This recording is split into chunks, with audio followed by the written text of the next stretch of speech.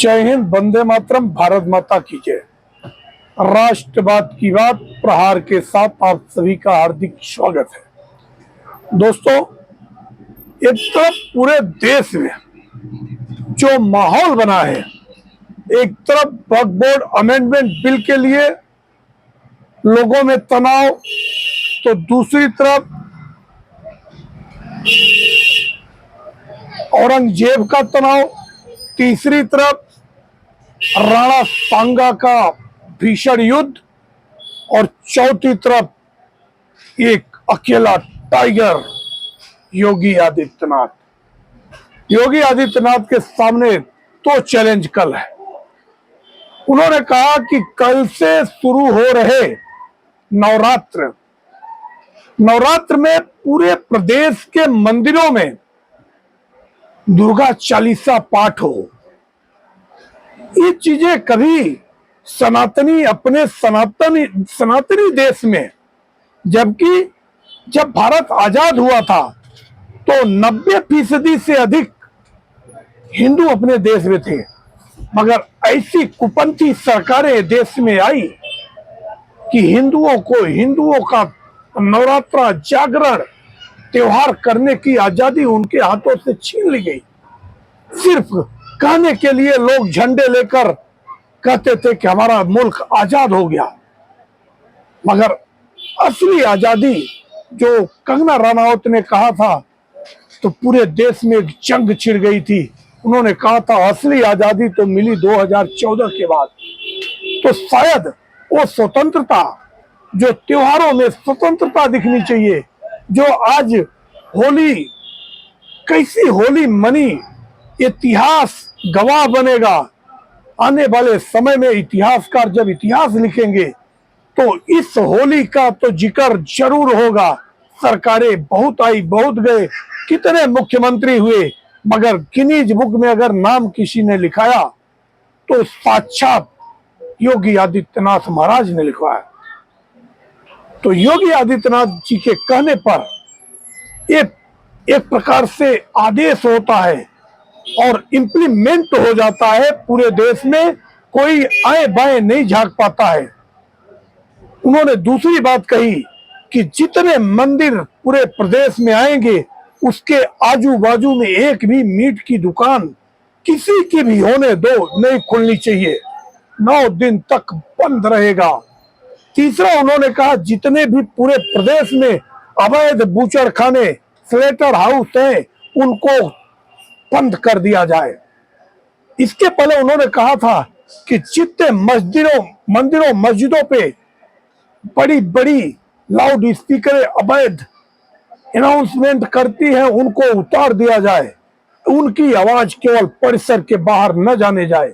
मतलब एक समय हुआ करता था कि जो कह देते, ऐसा कानून सिर्फ अमेरिका में था कि अमेरिका में कहावत थी, वहां अनुच्छेद केवल 6 थे, अपने यहाँ तो 396 496 अनुच्छेद थे और 18 परिशिष्ट थी।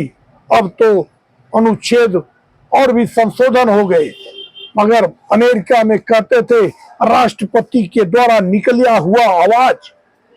हुआ शब्द ही कानून है। और वो चीज आज अगर पूरे भारत में कोई मान्य होता है तो होता है अमेरिका के कानून से भी सख्त कानून बना दिया। इसके पहले होता था कि संविधान सिर्फ पेपरों पे है, मगर इम्प्लीमेंटेशन है to learn with Yogi Adityanath. तो तीसरा उन्होंने कहा कि पूरे प्रदेश में ईद का जो लास्ट ईद होगा, ईद की जो नमाज होगी वो किसी भी सड़क पे नहीं होगी। आज इस पे पूरे देश में छिड़ गया है। इवन लोग कहते हैं कि भारतीय जनता पार्टी के ही सहयोगी जयंत चौधरी कह दिए कि ये गलत है, और उधर चिराग पासवान ने भी कुछ प्रतिक्रिया दिया है। मगर सच बोला योगी आदित्यनाथ ने कि अगर इतनी बड़ी बड़ी मस्जिदें क्यों बनाए हो, अगर आपको नमाज सड़क पे ही पढ़ना है तो मस्जिदों को छोड़ दो। मगर आप अपने धर्म में विश्वास करते हो तो मंदिरों में मस्जिदों में जाके नमाज पढ़ो, ईदगाहों में जाके नमाज पढ़ो। उसके बाद जितने भी अवैध मदरसे बने हैं वो सारे चिन्हित हो गए और 1300 कितने मदरसे उत्तर प्रदेश में बंद कर दिए जाएंगे। तो योगी आदित्यनाथ ने जो 8 साल का उन्होंने अपना शासन दिया है कि कानून व्यवस्था लोग सीखते हैं, यही योगी की पुलिस थी, जहां की भय से ढूंढते थे पुलिस और वहां के डीएम। मगर आज अच्छे अच्छे जो माफिया हैं वो माफी मांगते फिर रहे, कितनों को तो मिट्टी में मिला दिया। योगी आदित्यनाथ ने कहा कि जितने, एक बहुत बड़ी बात उन्होंने और कहा कि जितने भी मंदिरों को तोड़ के मस्जिद बनाए गए हैं, जितने भी संदिग्ध मस्जिद हैं वो सारे ढूंढे जाएंगे। उन्होंने कहा कि जो 68 तीर्थ स्थल संभल में था, 68 में 54 की तो शिनाख्त हो गई है, अभी बाकी जो 14 बाकी है वो ढूंढे जाएंगे और अगर वो किसी ने कब्जा किया है तो उसको मुक्त कराए जाएंगे। और पहली बार वहां पे कार्तिकेय मंदिर में 44 साल के बाद होली का त्योहार जश्न हुआ। आज हिंदुओं के चेहरे पे जो रौनक आई है, उनको लगता है कि कम से कम 5000 साल के बाद ऐसा कोई देवदूत आया है। योगी और मोदी की जोड़ी जो कि सनातन की विरासत को फिर से सजोने का काम कर रहे हैं। वहीं दूसरी तरफ अब तक 17 करोड़ से अधिक लोग राम मंदिर में आए हैं अयोध्या में। यही इसके पहले वहां पे 20 लाख साल के लोग आते थे और हमारे ही देश में भगवान श्री राम को तलपत्री में बिठा के रख दिया गया था। योगी जी ने कहा अब की बार 25 लाख दिए दिवाली में जलाए गए। ये दिवाली के दिए जलाने की परंपरा कब शुरू हुई देश में? जब भगवान श्री राम अयोध्या वापस आए थे, रावण की लंका जीत कर रावण को तोप मिट्टी में मिला कर आए थे, तो अयोध्या की जनता ने भव्य दीपोत्सव करके भगवान श्री राम की आरती की थी। और आज ये सनातनियों को गर्व होना चाहिए योगी आदित्यनाथ और मोदी जी के ऊपर। दोस्तों, अब की बार एक नया फरमान शुरू किया कपिल मिश्रा ने, बोला कि जहां एक तरफ लोग इफ्तार पार्टी देते हैं, कल मैं पूरे दिल्ली वालों को पहली बार फलाहार दूंगा। ये भी परंपरा अगर शुरू हुई तो भारतीय जनता पार्टी की देन है।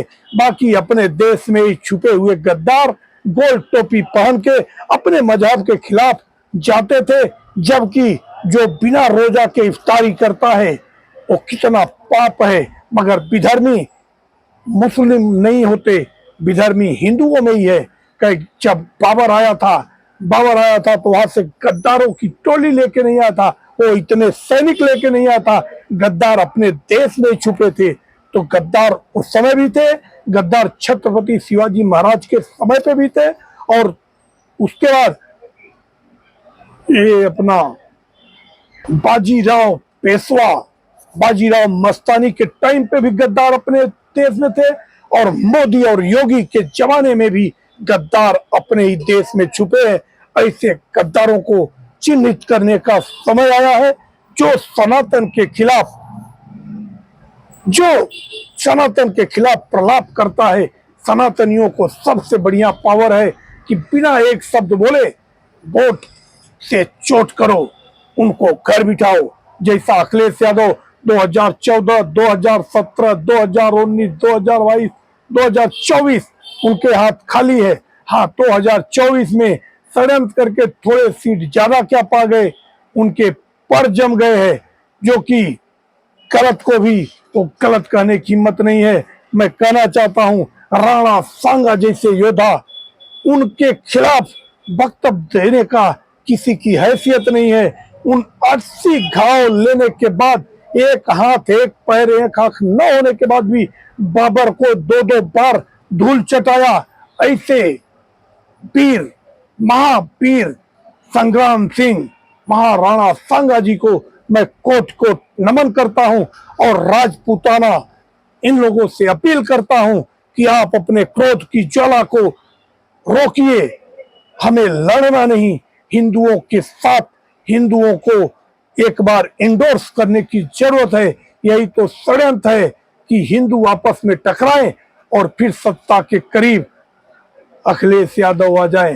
तो दोस्तों, अगर आपको हमारा कंटेंट पसंद आए तो आप इसको चैनल को सब्सक्राइब करें और अपने दोस्तों तक शेयर करें, और इतना शेयर करें कि उत्तर प्रदेश के एक एक लोगों के मोबाइल तक ये आवाज पहुंचनी चाहिए। कुछ कोशिश मैं करता हूं, कुछ आप करना, कुछ देश को हिंदुओं को मैं जगाता हूं, कुछ को आप जगाना। जय हिंद, वंदे मातरम, भारत माता की जय। धन्यवाद।